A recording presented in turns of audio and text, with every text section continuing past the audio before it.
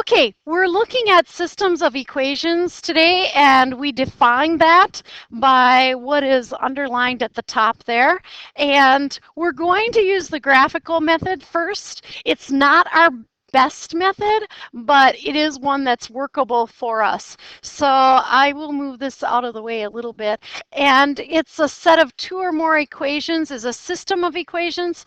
To graph them, we can put them in slope-intercept form and then find the point of intersection. So to graph these, I'm first going to start with 3x minus 2y equals -6. I'm going to get y alone, so I'm going to go through that step by step. I'll subtract 3x. I actually write it kind of in the front on the right-hand side. I get -2y is equal to -3x minus 6. Next, I'm going to divide both sides by -2. When I do that, then I'm going to split the right-hand side into two fractions. I'm going to get y equals -3 over -2, which is +3/2 x, +3/2 x, minus 6 over -2, which is -6 divided by -2, +3. So I'll write that as +3. My next step is simply to plot the y-intercept. My y-intercept is 3. My slope is 3/2. And so I'm just going to plot some points.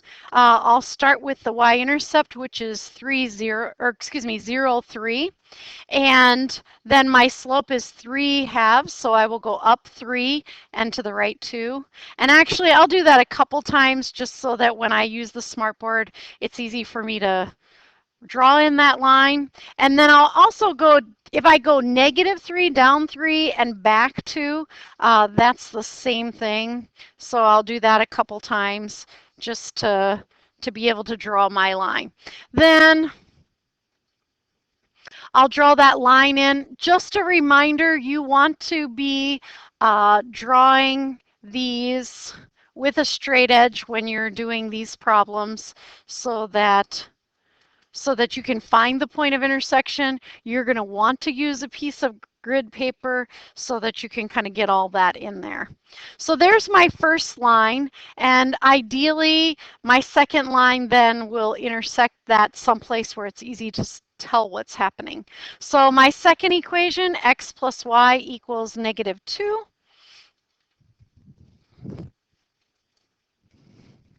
And I'll subtract x on both sides.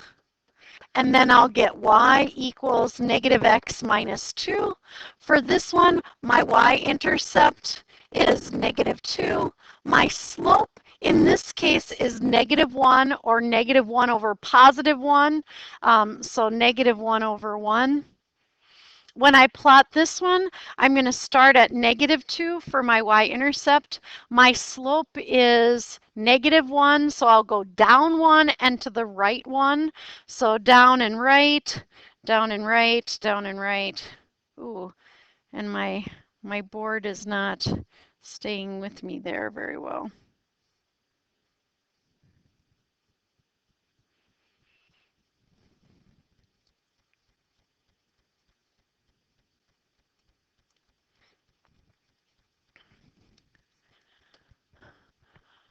And I'll graph that line.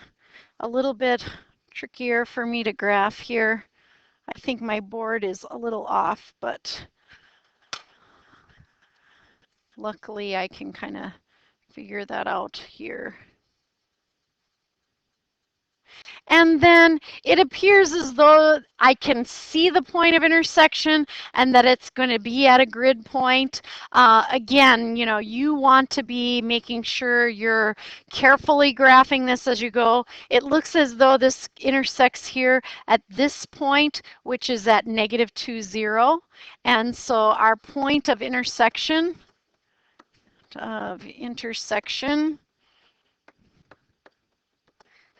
is 2, 0. So this system solution is given as an ordered pair, and so that's what you should be kind of -2, 0. Oh. Am I right now?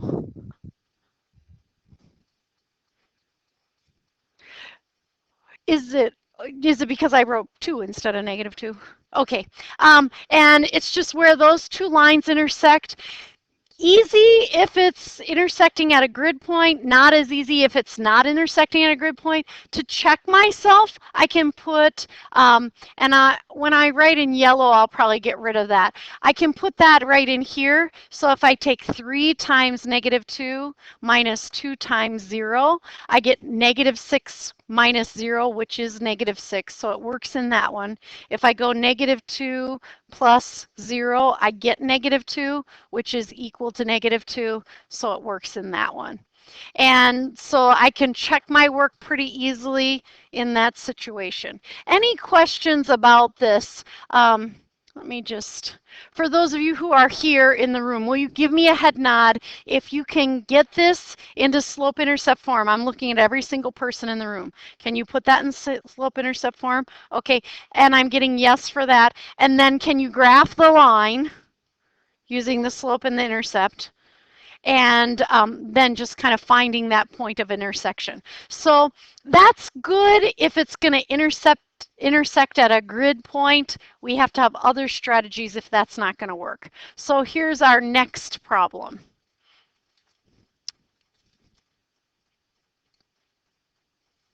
There we go.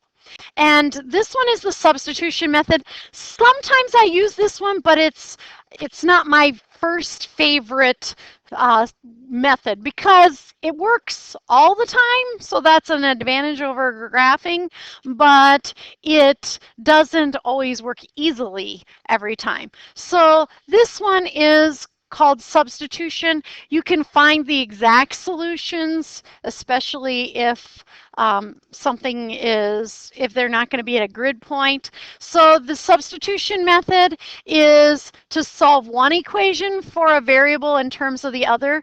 And usually it started as 1x or 1y. Usually it started as 1x or 1y. And if you think about that, if you're going to get that x or y alone, you wanted it to be 1x or 1y, because otherwise you get a bunch of fractions. And so then it's not easy. And then whatever that one is, you substitute that into the other equation to find the solution to that equation. So you'll solve for one variable, and then you'll use that answer and find the other variable. So when I look at this one that's here on the slide, notice there's only one variable of the 4 that are listed there, x and y in the first one and x and y in the second one. There's only one variable there that has a coefficient of 1, and in this case it's -1, but it's still, a variation of 1. So when you look at this, if your job is going to be substitution, you're going to pick that to get a loan. That's what you're going to pick. You're not going to pick this, this, this, or this. 2x, you're going to get fractions. 3y, you're going to get fractions. 5x, you're going to get fractions. So our equation to pick to start with for this step 1 is going to be 5x minus y equals 14. And I'm going to solve that for y. Y is what I'm going to get alone. And I am going to ask you questions as we go. So if I want to get y alone, what would be the first thing that I'm going to do? What is the first thing that I'm going to do?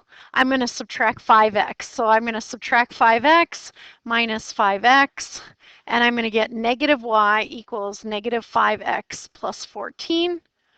What am I going to do next, or how would you say that? Multiply by -1 or divide by -1, whatever you want to consider that. Either way works. When I multiply every term by -1, the y becomes positive, the 5x becomes positive, and then it'll be -14. So that's step one. That was solve one equation for one variable in terms of the other. Now, I'm going to do a little underlining here, and I'm going to say, I'm going to take this piece, and I'm going to take this equation, and since y could be called 5x minus 14, that's what I'm going to put in place of that y. So for the people who aren't here can kind of see what I'm looking at. So step two is I'm going to take 2x plus 3y equals 9. I'm going to take 2x plus 3. I'm going to just leave a big space in a parenthesis for that equals 9. And in place of my y, I'm going to put 5x minus 14.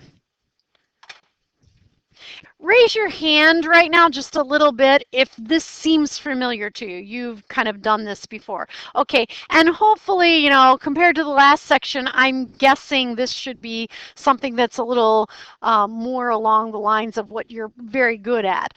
So 2x here, and then I'll distribute the 3 plus 15x. Minus 3 times 14, I just have to kind of do that a second here, 12, 42. And then equals 9. So I have 17x minus 42 equals 9. Take a moment yourself and just solve for x.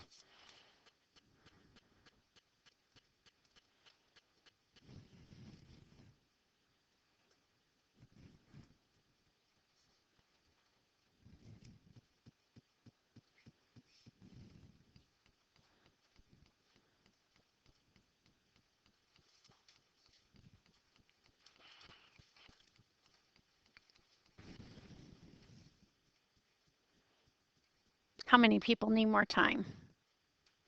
Okay. Who can tell me what x is? 3. X is 3. When we add 42, we get 17x equals 51. When we divide by 17, we get x equals 3. So x equals 3 is like when we were looking at that graph, just the x of the intersection. That's step 2. Step 3 is to substitute to solve for the other variable. And so now step 3, I will write it over here because I have a little more room. For step 3, truly, I can use whichever one of these equations I want. In substitution, I usually, and since people can't see, I'm going to get rid of the yellow.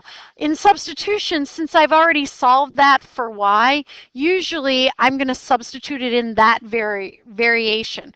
But I just want you to know that you could substitute it in the original form of that one, or you could substitute it in there. Any of those 3 places, when you substitute x in, if it was the correct x and everything was as it should be, it should all work out. So that's what I'm going to do, is put it in this y equals 5x minus 14. To me, that seems like the easiest. So y equals 5 times 3 minus 14. Y is 15 minus 14, so y is 1. So my solution, and I do want to get in a habit of writing an actual solution as a solution. My solution is 3, 1. And so this would have been a grid answer, so graphing it would have been an option for this problem, and it should have all worked out.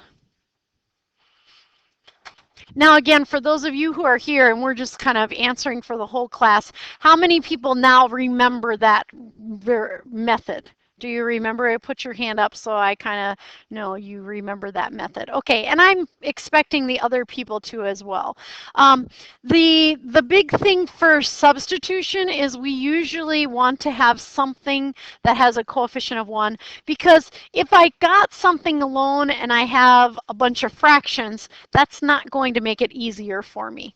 The other method is the elimination method.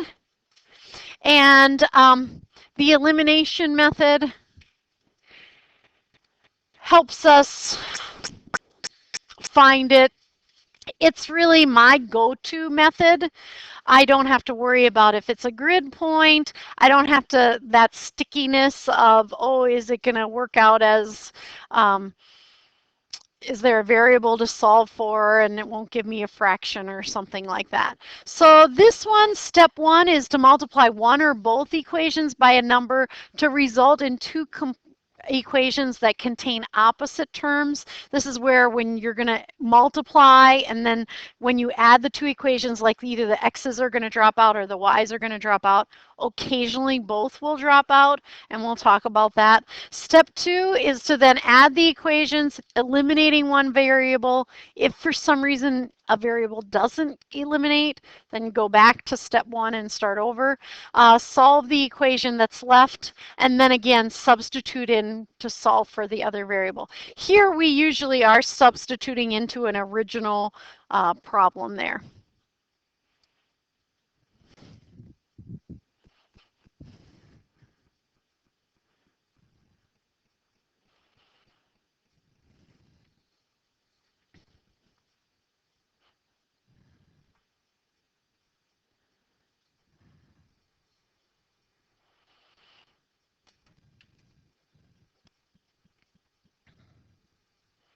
Does anybody need to see the key concept any longer?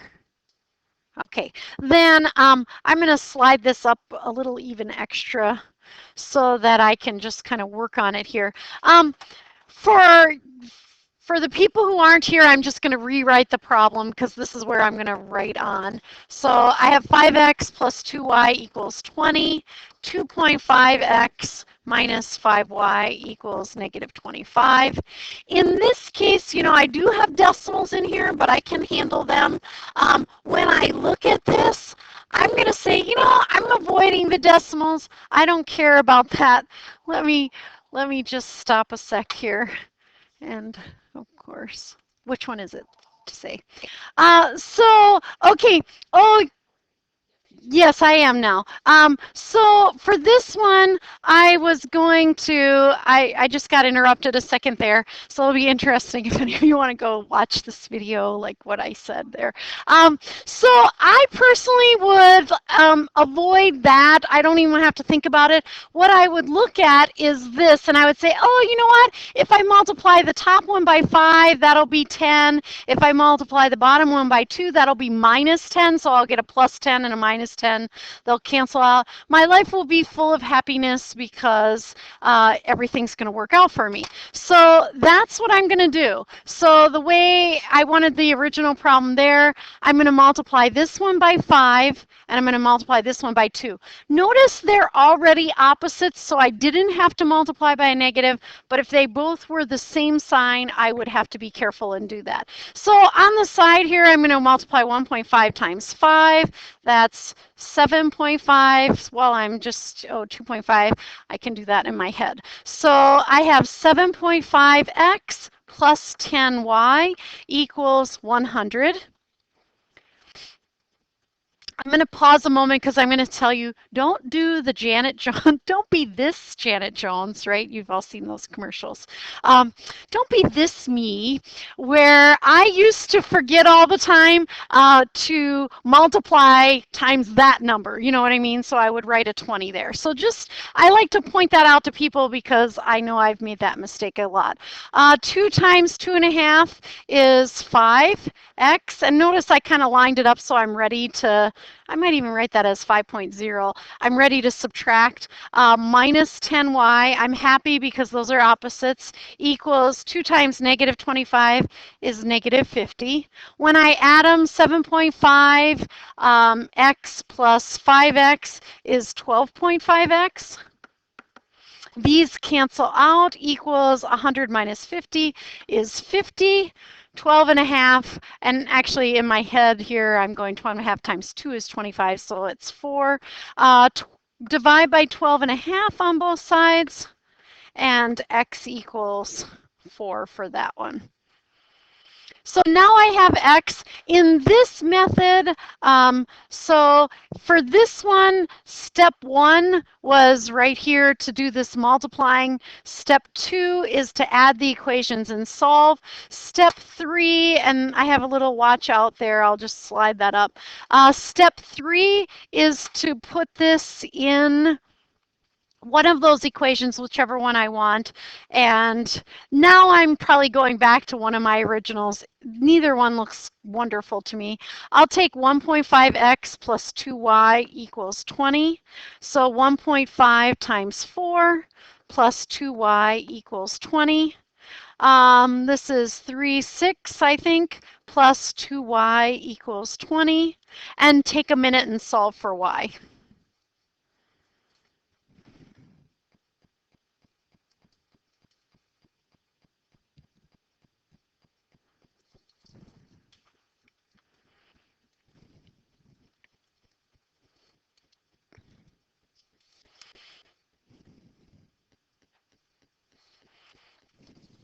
And what did you get? Y equals 7. And so our solution is 4, 7.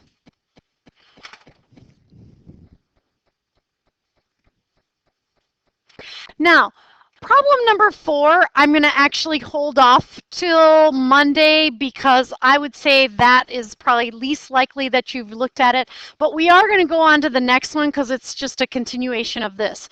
Do you remember this ever happening to you when you got to this point where, and I'm going to write in yellow and then I'll get rid of it, where you're at that point and when you add those together, everything drops out? Do you know what I'm talking about? So if everything drops out and I get a 0 equals 0, that means they're really the same line, correct? And that there's an infinite number of answers. If when I do that, I get 0 equals like 7 or something like that, that means they have no solutions, and those lines are related how? Do you remember? They're parallel. They are parallel lines. So we're going to skip ahead a couple slides, and I'm just going to have you write this. And it's something you're, just from your responses, you're familiar with. This you're probably not familiar with, 3 variables. So we're just going to, we'll wait till everybody's here to do that.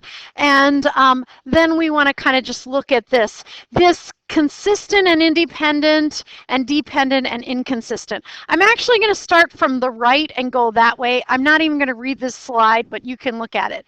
Inconsistent, that's where they drop out and you get like 0 equals a number, which is false. I'm just giving you that as a little like reminder. And they have the same slope, different y-intercepts, the lines are parallel, and there's no solution. That's what happens in inconsistent. And then the other one we talked about just now is consistent and dependent, and that's when you get like 0 equals 0, and they're the same slope, same y-intercept, they're the same line, they have an infinite number of solutions. And then consistent but yet independent is where you get an xy ordered pair. So I'm going to just leave this slide up now, and there's about 3 minutes left for the class period, and then if you're gone and looking at this, you want to just get this copy down by the next time. And I will stop recording now. But before...